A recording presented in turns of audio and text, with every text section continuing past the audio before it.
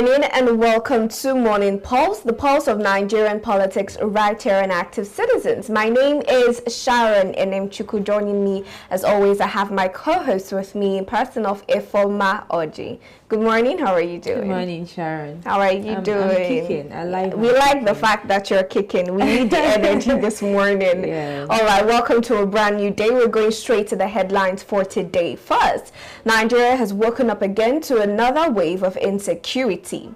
Reports from Sokoto confirm that armed bandits have kidnapped 6 federal doctors and brutally killed a pregnant woman along with several others. This tragic incident raises concerns about safety in the north and the government's capacity to protect its citizens. Meanwhile, the political space is heating up. The All Progressives APC has slammed former Secretary to Government of the Federation, Babakar Lawal, for linking the rise in terrorism to the Muslim presidential ticket of the ruling party.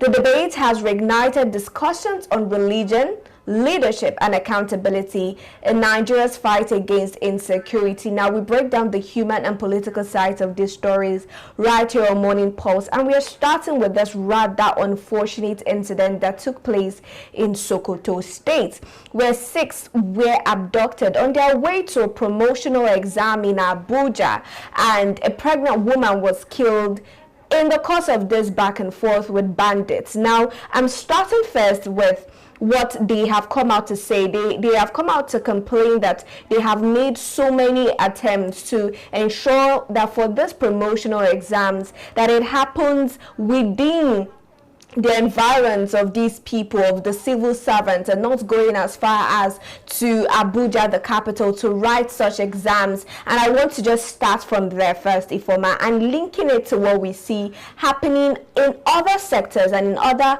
organizations like the NYSC, where we have them still sending coppers to far distances just to go camp and serve. With the rising insecurity that we have, do you think that this whole sending of people or civil servants to different places, even coppers, should be revisited at this point?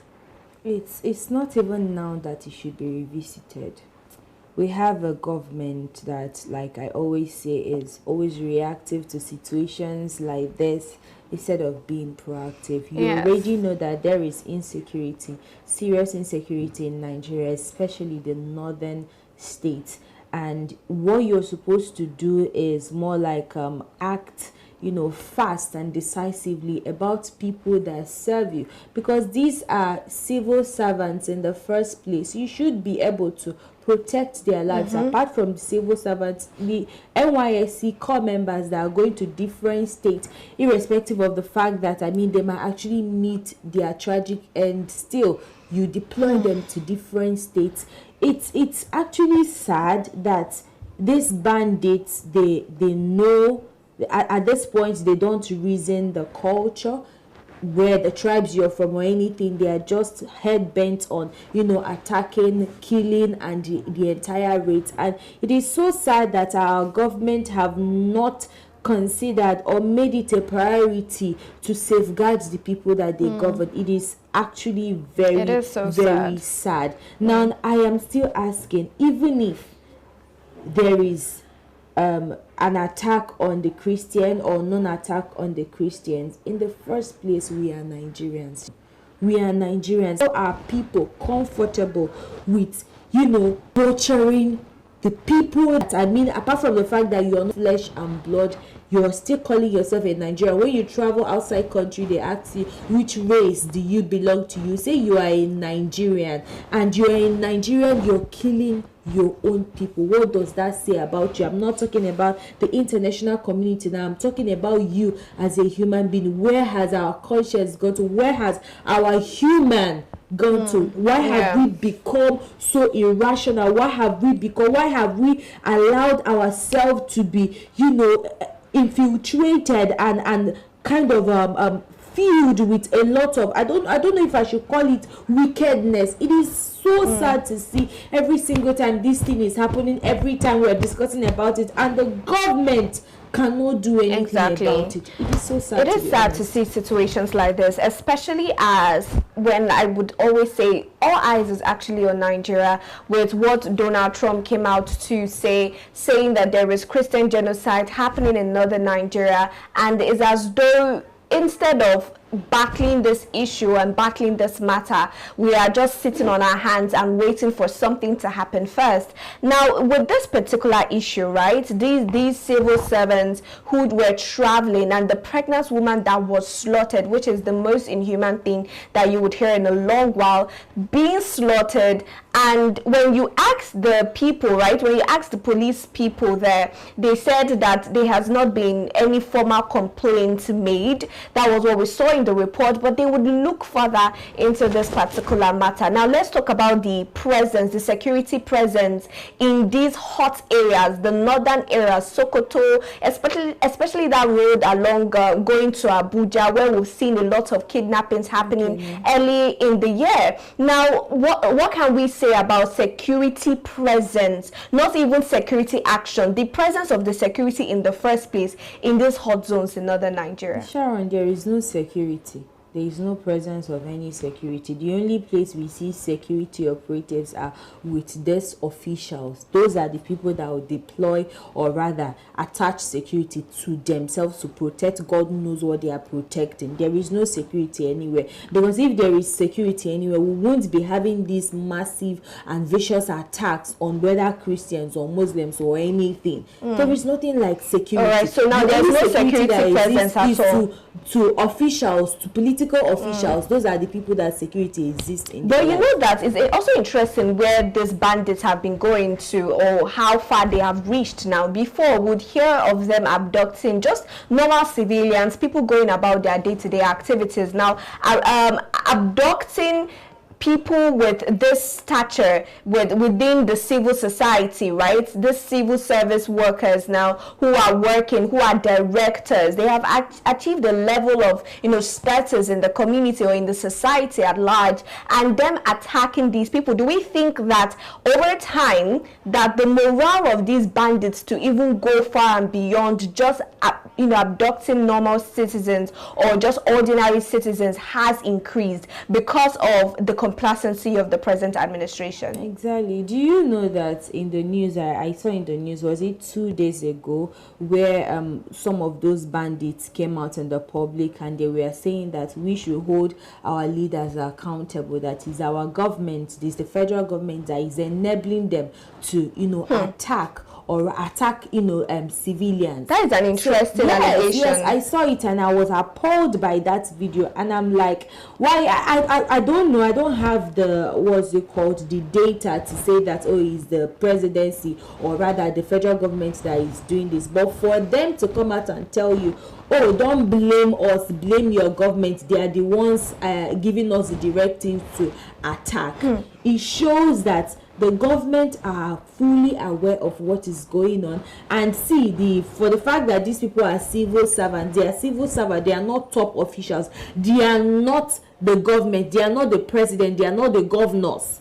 You understand? If they are, then maybe we will talk about this thing that you're saying right now. But these people are still civil servants that don't even have a ground. They are still traveling from their state to a different state just for promotional exams. It means also that every civil servant, because of the fact that you are in government, you are at high risk. All right. Now, let's also take into consideration that, this thing is something that has been ongoing for a long time, and it has become almost normal. And there's something that, as we talked about, the fact that there is no security presence in these hot zones. But let's also take a look at the fact that we've seen some videos, some people also in politics in Nigeria coming out to advise these people, especially in the northern Nigeria, saying that if you're waiting for Nigerian military or Nigerian security or the Nigerian government to come out and protect you, that you wouldn't see such. So it is best for you to come up, stand up and protect yourselves. Now, for people in such communities now, is that what we should be advising them, to protect themselves? You know, the government, like I think I posted it in my status, this administration, security-wise, economic-wise, they have failed Nigerians woefully. So at this point in time, nobody is even trusting the security operatives, the military men.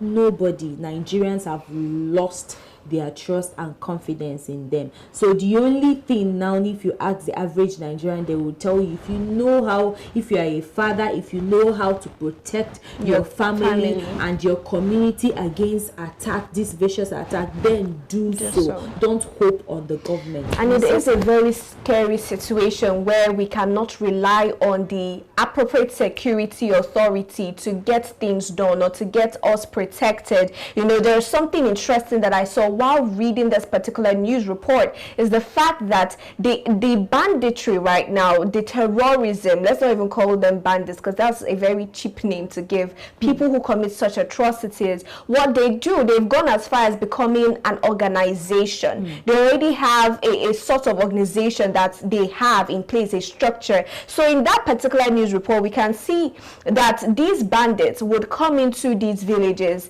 and give them a levy to pay, and if they're unable to pay that, they would return, destroy the village, and then kill people. So they already know these bandits, so they are working, they know that they are coming for them. It's not something that just happens out of the blue or something that happens and takes them by surprise. Imagine if we are living in fear, knowing that you have not been able to pay this levy, and that maybe in the next Eke market day or something, you are going to be beheaded. It is crazy, and I wanted us to, get your take on that, because the Sokoto police force is saying that they have not gotten a formal complaint, but we have things like this happening in such villages. So you're waiting for formal complaint before you attack these people, before you halt this massive killing. You're waiting for formal reports. Oh, Jesus Christ. It is insane. It is insane to listen crazy. to. It is so sad. First of all, I didn't even, commiserate with these people, that the family of these people that died. Our hearts goes out to them. It is so sad to lose, your wife. It's so sad to lose your mother. It is so sad to lose a pregnant and expectant mother. It is extremely sad. Our hearts goes out to you people. I pray that God give you the grace to kind of pull through in this time of trial and pain. And then as regards to what you said, Sharon, is such a sad situation that you, every time you're sleeping, it's not even sleeping, both in the day, in morning, afternoon, night, you're always kind of conscious. You're always kind of in a state of dilemma. What will happen now? Are these people going to attack me? I don't even have any source of livelihood. The source of livelihood I have is not even enough to pay this bandits from attacking. So it's like paying for your life. Exactly. It's as if that you're actually paying to stay alive. And it is so sad, to be honest. Sharon, how do I talk about this for probably the government to see that people are going through pain? Let's leave the fact that people are not able to cater for their family. Let's leave the fact that people are not able to feed 3 square meals or even 2 in a day. What about the loss of lives? What are the government doing about it? Why are we still debating about people's lives? Why are we still having this conversation, whether Muslim or Christian? It is unfortunate, especially with the fact that we have this data, we can see it happening. And Nigeria is big, yes, but it's not somewhere you can't go and visit. There's always somebody somewhere in all of these states where you can get information from, and that these are real things happening, as opposed to the government coming out to share 25,000 naira and you won't hear of it happening. But you would have an uncle somewhere that knows of these killings happening. So it can't be a lie, it can't be cooked up. And this is what will bring us to the next story, because Babashir Lawal has come out to accuse the current administration for its Muslim tickets being what is actually giving these bandits the morale and the audacity to carry out with their